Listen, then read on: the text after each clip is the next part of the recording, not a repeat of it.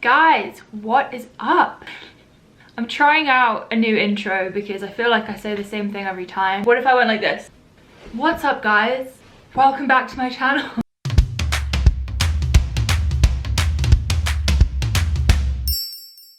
Welcome back to my channel. I'm so excited to be filming today. I really hope you guys like my new scenery. As you can see, I have a big neon sign now that says Bloom, and it's the reason I chose the name for the company because I think it's applicable to my story and your stories about transforming into your true best self. In today's video, we're talking all about getting strong, lean, defined legs. I get asked about my legs all the time, about how I get definition, about how I grew my muscles. My legs are pretty muscular and they haven't always been that way. I'm 5'11", pretty tall. Before I gained weight, I was pretty just like, you know, up and down. My legs didn't have much shape to them. They were pretty small, which is completely fine. But when I started my fitness journey, one thing I said was I really want muscular legs. Okay, so without further ado, let's jump into this video all about legs.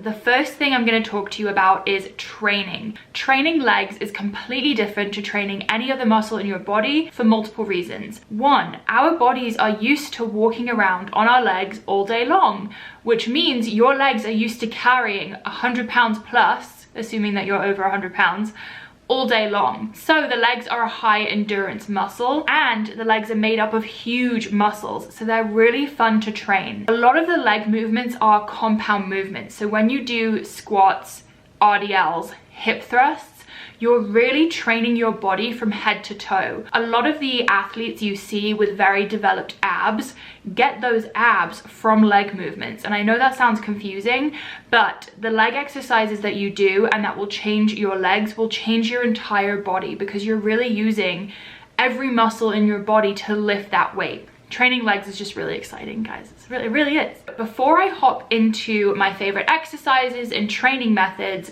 remember this. As I just said, your legs are used to carrying you around all day long via walking. Walking is considered a high rep movement, and I know that sounds weird, but your legs are designed to be an endurance muscle, and endurance muscles tend to be smaller. So if we're trying to build up a lean, defined look, we really need to develop those muscles, and therefore we need to train them in a way that they are not used to. If you want to get fast and visible results, you need to kind of shock your body a little bit. Basically what I'm saying is do not be afraid of heavy weights because they completely change how you look. They do not make you look manly. They do not make you bulky. It takes a really, really long time to build up a good amount of muscle. So when it comes to training, the very first thing I'm going to tell you about, which is super, super important, is activation. Way too many people skip this step. I used to skip this step and I really didn't start to see change until I started adding activation in my routine. What activation means is waking up specifically our glutes. Nowadays, we spend a lot of time sitting down at desks, on the computer, on the phone, so our glutes are not activated as much as they should be. So we need to wake them up and get them ready to grow. If you're like me, I used to have a really hard time feeling my glutes during any exercise, and that's because I wasn't waking them up correctly. So this is not a plug, but you genuinely do need a resistance band, and I would recommend mine. Promise you this is not a plug. You really do need a band. Mine is super high quality. As you can see, it's a fabric material. You can get it in 2 different sizes. You're gonna put this around your legs, and there's multiple different exercises you can do. Band walks, abductors, kickbacks, cha-chas, all my favorites. Those are all in my guide. Those are designed to wake your glutes up and get them ready to grow. Activation isn't just about waking up your glutes, it's about warming up your legs overall. If you jump into a heavy weight free movement without warming up, you may injure yourself, and a leg injury is literally the worst. So now I'm gonna tell you guys about my all-time favorite leg exercises. These are the ones that I've been doing from the beginning of my journey and have really changed my legs. The first exercise I'm going to recommend to you guys is barbell squats. I know a lot of people are intimidated by barbell squats, but seriously, they've completely changed my whole body. They require core, back, glute, quad, they even hit your hamstrings. They are so important for lower body development. I would highly recommend starting to get into them if you're not. You could even start with just a small ready-made barbell if you want. Start with an empty bar on your back. I do have a video from a while ago about squat form. What I'll tell you right off the bat, guys, is don't be too intimidated by the form. Everyone has a different form because everyone has a different body structure. So maybe I have to stand a little wider than someone that isn't as tall as me or doesn't have as wide hips as me. Mine and Greg's form, for example, is completely different, but it's effective for both of us. Squatting is fantastic for overall lower body development, and it also burns a ton of calories. I think a lot of people have the misconception that weightlifting is for building muscle, cardio is for weight loss. You can absolutely lose weight weightlifting. It's really freaking hard and it burns a lot of calories. The next exercise I'm going to recommend to you guys is hip thrusts. I have a love-hate relationship with hip thrusts. Emphasis on hate. They are so hard, but they have changed my body so much. I actually just started incorporating hip thrusts maybe like a year and a half ago. I used to be such a squat girl. Like, I thought that was the be all end all. As I told you guys, I was having a hard time feeling my glutes. When I would squat, my quads were doing everything. So my quads grew, but my glutes stayed the same. Having strong glutes helps you in so many different exercises. Also, who doesn't love a nice big booty? Genetically, I do not have a big butt at all. Now I really like how my butt looks. It's definitely not the biggest of the butts, but it's a good butt. Hip thrusts are really important for glute strength, and they're really fun, honestly. With all of the exercises I'm mentioning to you guys, your goal should always be to get stronger. Getting stronger means change. Getting stronger means growing and defining and developing that muscle. As time goes on, you should be trying to up that weight. Even if you have to do a lower rep range, that's completely normal. Hip thrusts are a really fun exercise to track strength on. I've noticed that beginners to hip thrusts, strength goes up. Hip thrusts done with the correct form are just such a glute burner. They definitely activate your hamstrings as well, but they are just such a glute movement. Just some tips on form really quick. You want your knees to be at a 90-degree angle. Another quick tip, I like to stick my toes out in a penguin motion a little bit, so kind of like a frog. That really helps me feel it in my glutes if I ever feel like another muscle's taking over. You want to keep your upper body as still as possible. Too often I see girls kind of like throwing up their upper body to lift that weight. You don't want to do that. You want to keep your gaze straight forward.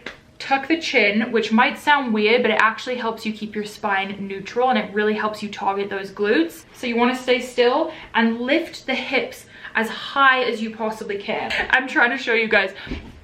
So tuck the chin, gaze forward, 90-degree with the knees, and focus on lifting your hips to the sky. Keep your chest down. You don't want to focus on pushing the chest out. The next exercise I'm going to recommend to you guys is another love-hate. It is lunges. Lunges are fantastic for overall development. They're going to hit your quads, your glutes, they're gonna hit everything. I find lunges really difficult because I do not have the best balance. I've done a mixture of walking lunges, standing in the rack, alternating legs, one leg at a time. The main focus with lunges is pushing through that heel. You never ever want to be pushing through the toes. That's dangerous. But also pushing through the heel is going to hit that glute, which is really what we want. Lunges are another great calorie burner. They almost feel like cardio. They're really hard. Anything that involves balance and trying to keep yourself up is really going to hit that core. There's a few different ways of doing lunges. Again, focus on upping that strength, pushing through the heel, using that glute. Those have really helped me see a lot of leg development as well. My next top exercise is going to be an RDL, Romanian deadlift. I tend to do my RDLs with a barbell in the squat rack. RDLs are definitely designed to hit your hamstrings. Now, why is it important to have a nice developed hamstring? When you have a hamstring that pops out and is nicely developed, it actually makes your butt look bigger. Because it creates kind of a dip before the glute, it can give the illusion that your glute is bigger. So we really want that developed hamstring. This exercise is another great calorie burner, another great glute hamstring exercise I would highly recommend. And I will usually pair my RDL with a laying down hamstring curl right after, just to really exhaust those hamstrings. Okay, the next exercise I'm going to recommend is leg press. Leg press was like my first love, which sounds so weird, but when I first started lifting weights, I fell in love with the leg press. I think it was because I was a little too shy to hip thrust or go in the squat rack at first, so I started out with leg press. Leg press is a little different to my other recommendations just because it's not like a full compound movement. You're not necessarily using anything in your body except your legs because you're in that laying down position, but I would say it's a really great way of building up leg strength. And there's also different stances you can do on the platform to hit different muscle groups. For me, I would like to keep my feet in the middle to hit my quads, and then I would go a little bit higher to hit my hamstrings and glutes. I would say leg press is a really great way of starting out, getting that leg strength and getting that muscle development started, but definitely incorporate the other exercises as well. Just to tell you guys about my current routine, I train legs about 2 to 3 times a week, normally 3. 2 thrust days at the moment because my main focus is growing my glutes, and then I have a 3rd day where I focus on quads, hamstrings, and calves. Now that we've discussed training your legs, we need to talk about nutrition, because nutrition is just as important as training. So in order to see muscle development and growth in your legs, you need to be eating enough nutrient-dense foods, enough protein, clean carbs, healthy fats, just getting those nutrients to your body. Another quick pro tip, I tend to put my cheat meals on leg days. I don't know how much of a difference it makes, but leg days are big calorie burners, and if it's a big goal of yours to grow your glutes or to have more defined legs, I like the idea of all those calories of a cheat meal going to my legs, but a key factor with that is recovery. We definitely need to give our legs time to recover and grow.